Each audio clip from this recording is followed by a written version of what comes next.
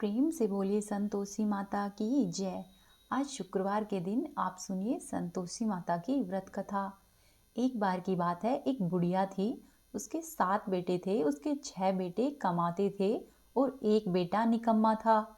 बुढ़िया 6 बेटों के लिए भोजन बनाती और उनको प्रेम पूर्वक भोजन कराती, और उनका जो भी जूठन बचता वह 7वें बेटे को खाने के लिए दे देती थी। 7वें बेटे की पत्नी प्रतिदिन ही ये देखा करती कि उसकी सास उसके देवर जेठों का बचा हुआ झूठा भोजन उसके पति को खिलाती है। एक दिन वह लड़का अपनी पत्नी से बोला कि देखो, मेरी माँ मुझे कितना प्रेम करती है। तब वह बोली कि क्यों नहीं, सबका झूठा तो तुमको खिलाती है, प्रेम तो करेगी ही। तब वह लड़का बोला कि ऐसा नहीं हो सकता, मैं जब तक अपनी आंखों से नहीं देख लूंगा नहीं मानूंगा।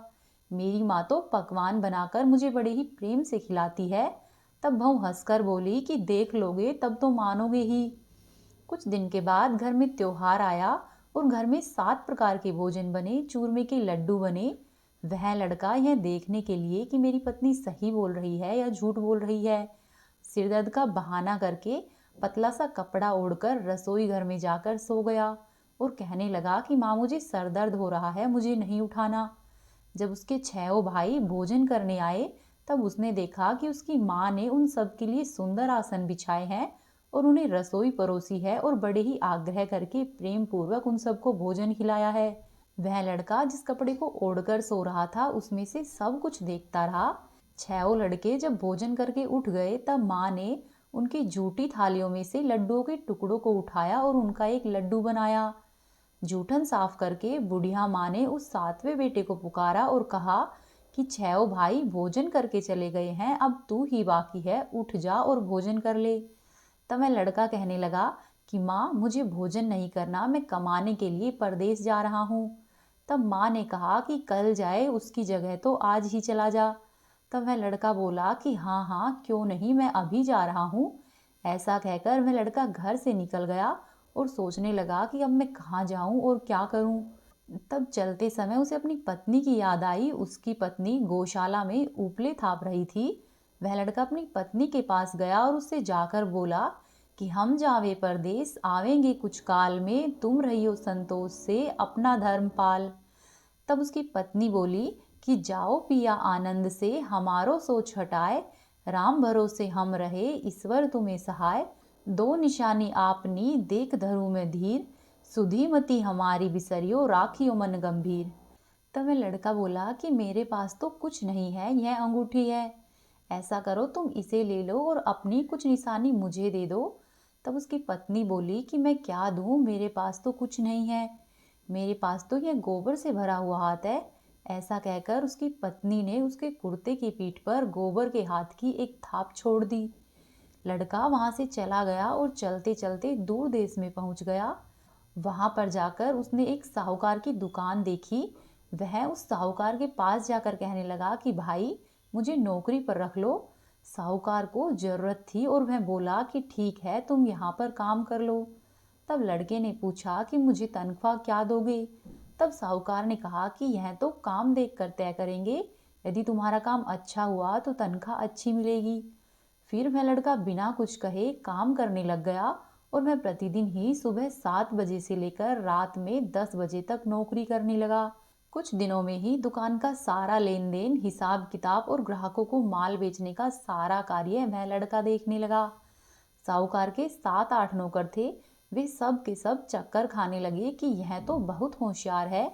सेठ ने भी उसका काम देखा, उसे बहुत पसंद आया और 3 महीने में ही सेठ ने उस लड़के को आधे मुनाफे का हिस्सेदार बना लिया। कुछ ही वर्षों में वह लड़का नामी सेठ बन गया और उसका मालिक सारा कारोबार उस पर छोड़कर चला गया। इधर उसकी पत्नी को सास और ससुर दुख देने लगे। सारी गृहस्थी का कामकाज उससे कराते और फिर जंगल से लकड़ी लाने के लिए उसे जंगल में भेजते। इसी बीच घर के आटे में से जो भी भूसी निकलती, उसकी रोटी बनाकर उसको खाने के लिए दी जाती और फूटे हुए नारियल की नारेली में पानी पीने को देते। एक दिन वह लकड़ी लेने के लिए जंगल में जा रही थी। रास्ते में उसने देखा कि बहुत सी स्त्रियां व्रत कर रही है। तब वह वहां पर खड़ी होकर व्रत कथा सुनने लगी और उसने उन महिलाओं से पूछा कि बहनों, तुम किस देवी या किस देवता की व्रत और पूजन कर रही हो और इसको करने से क्या फल मिलता है, मुझे यह सब कहो। यदि तुम इस व्रत का विधान मुझे समझा दोगी तो मैं बड़ा एहसान मानूंगी। तब उनमें से एक स्त्री बोली कि बहन सुनो, हम सब संतोषी माता का व्रत कर रही हैं। इसको करने से निर्धनता और दरिद्रता का नाश होता है और जो कुछ मनुष्य की कामना होती है माँ संतोषी सब कुछ पूरी कर देती है। तब उसने उन महिलाओं से व्रत की विधि और इसके महत्व के बारे में पूछा। महिलाओं ने उसे सब कुछ विस्तार पूर्वक बताया।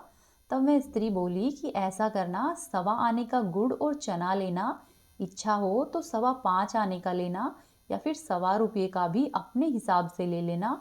बिना परेशानी और श्रद्धा से प्रेम से जितना भी बन पड़े उतना सवाया लेना। प्रत्येक शुक्रवार को निराहार रहकर कथा सुनना।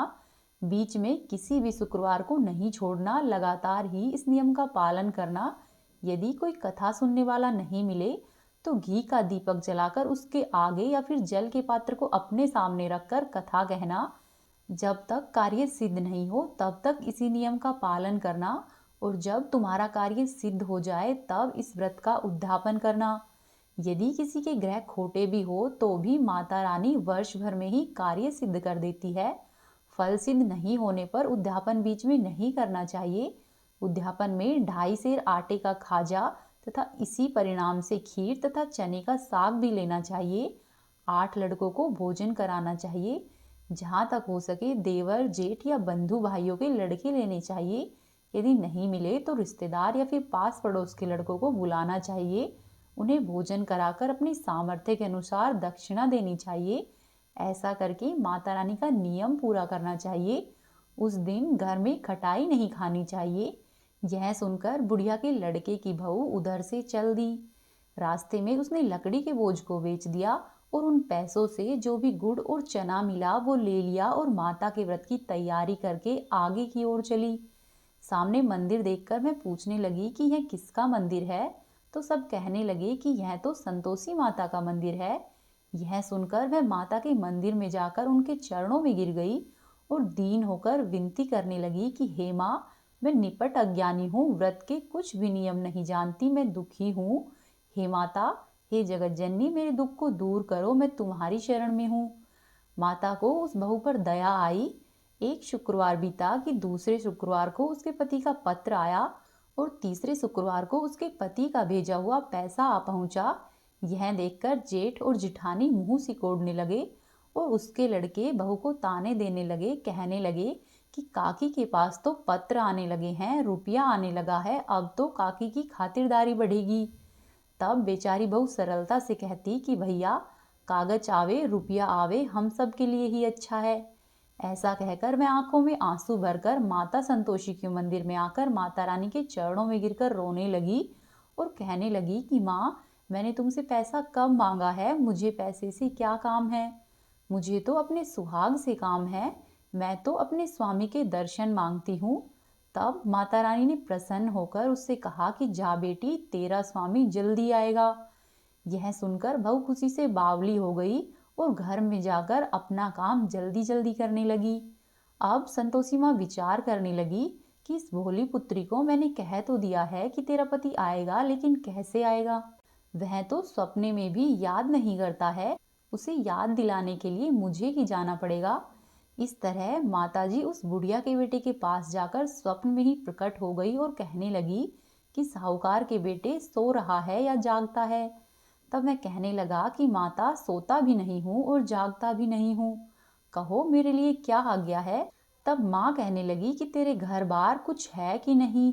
तब मैं बोला कि मेरे पास सब कुछ है माँ, माँ बाप है, बहू है, क्या कमी है। तब माँ बोली कि भोले पुत्र, तेरी बहू घोर कष्ट उठा रही है, तेरे माँ बाप उसे परेशानी दे रहे हैं, वह तेरे लिए तरस रही है, तू उसकी सुध ले। तब मैं बोला कि हाँ माताजी, यह तो मुझे मालूम है, परंतु मैं कैसे जाऊं, परदेश की बात है, लेन देन का कोई हिसाब किताब नहीं है, कोई जाने को रास्ता ही नहीं समझ आता, मैं कैसे चला जाऊं। तब माँ कहने लगी कि मेरी बात मान, सुबह सवेरे नहा धोकर संतोषी माता का नाम लेना, घी का दीपक जलाकर दंडवत प्रणाम करके दुकान पर जाकर बैठ जाना। देखते ही देखते सारा लेन देन चुकता हो जाएगा। जमा माल है वह सब बिक जाएगा और सांझ होते होते धन का भारी ढेर लग जाएगा। ऐसा कहकर माता रानी अंतर्धान हो गई और वह लड़का सो गया। सुबह जब उठा तो उसे रात के सपने की बात याद आई और उसने सोचा कि जैसा मुझे सपना आया है वैसा ही करता हूँ। फिर उसने माता रानी के कहे अनुसार ही किया। वह नहा धोकर संतोषी माता के लिए घी का दीपक जलाकर दुकान पर चला गया और वहां पर जाकर बैठ गया। थोड़ी ही देर में रुपया लाने लगे, लेने वाले हिसाब लेने लगे। कोठे में भरे सामान के खरीदार नगद दाम देकर सौदा करने लगे। शाम तक धन का भारी ढेर लग गया। मन में माता का नाम लेकर चमत्कार देखकर मैं प्रसन्न हो गया और घर जाने के लिए गहने, कपड़े इत्यादि सामान खरीदने लगा।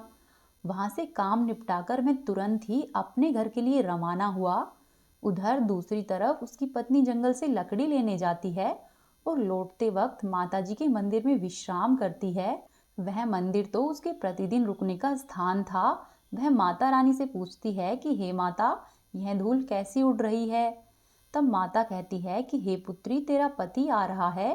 अब तू ऐसा कर कि लकड़ियों के 3 बोझ बना ले। एक नदी के किनारे रखना और दूसरा मेरे मंदिर पर और तीसरा अपने सिर पर रखना। तेरे पति को लकड़ियों का गट्ठर दिखेगा तो मोह पैदा होगा और वह यहाँ पर रुकेगा, नाश्ता पानी खाकर माँ से मिलने जाएगा। तब तू लकड़ियों का बोझ उठाकर जाना और चौक में गट्ठर डालकर जोर जोर से आवाज लगाना कि लो सासू जी, लकड़ियों का गट्ठर लो, भूसी की रोटी दो और नारियल के खेपड़े में पानी दो। और आज हमारे घर में कौन मेहमान आया है। माता जी से बहुत अच्छा कहकर वह प्रसन्न मन से लकड़ियों की 3 गट्ठर बनाती है। एक को नदी के किनारे पर, एक को माता के मंदिर पर रखती है। इतनी ही देर में मुसाफिर आ पहुंचा। सूखी लकड़ी देखकर उसकी इच्छा उत्पन्न हुई कि हम यहीं पर विश्राम करेंगे और भोजन बनाकर खा पीकर अपने गांव में जाएंगे। इस तरह रुककर भोजन बनाया, विश्राम करके वह गांव को गया। सबसे प्रेम पूर्वक मिला। उसी समय सिर पर लकड़ी का गट्ठर लिए वह उतावली सी घर में आती है। लकड़ियों का भारी बोझ आंगन में डालकर जोर जोर से 3 आवाजें देती है। वह कहती है कि लो सासू जी, लकड़ियों का गट्ठर लो और नारियल के खेपड़े में पानी दो। और सासू जी, आज हमारे घर पर कौन मेहमान आया है। यह सुनकर उसकी सास बाहर आकर अपनी बहू को दिए हुए कष्टों को भुलाने के लिए कहती है कि बहू, तुम क्या बातें करती हो, तेरा स्वामी घर पर आया है। आ यहाँ आकर बैठ, मीठा भात खा, भोजन कर और कपड़े गहने पहन। उसकी आवाज सुनकर उसका पति बाहर आता है और अंगूठी देखकर व्याकुल हो जाता है। माँ से पूछता है कि माँ, यह कौन है। तब माँ बोली कि बेटा, यह तेरी बहू है। जब से तू गया है तब से सारे गांव में भटकती फिरती है। घर का कुछ कामकाज नहीं करती, 4 पहर आकर खाना खा जाती है। तब मैं लड़का बोला कि ठीक है माँ, मैंने इसे भी देखा है और तुम्हें भी देखा है। अब ऐसा करो, मुझे दूसरे घर की चाबी दे दो, मैं उसी में रहूंगा। तब उसकी माँ बोली कि ठीक है, ये ले चाबी, जैसी तेरी मर्जी हो वैसा कर। ऐसा कहकर माँ ने उसे चाबी दे दी। तब वह लड़का दूसरे मकान की तीसरी मंजिल में रहने गया और वहां पर उसने सारा सामान जमाया। एक दिन में राजा के महल जैसा ठाठ पाठ बन गया। अब तो वह बहुत सुख भोगने लगी। इतने में ही शुक्रवार आया। उसने अपने पति से कहा कि सुनो, मुझे संतोषी माता के व्रत का उद्यापन करना है। तब उसका पति बोला कि खुशी से कर लो। वह उद्यापन के व्रत की तैयारी करने लगी। वह जिठानी के लड़कों को भोजन के लिए कहने गई। लड़कों ने हामी भर दी, परंतु पीछे से जिठानी ने अपने बच्चों को सिखाया कि देखो, भोजन के समय खटाई जरूर मांगना। ऐसा करने से उसके व्रत का उद्यापन पूरा नहीं होगा।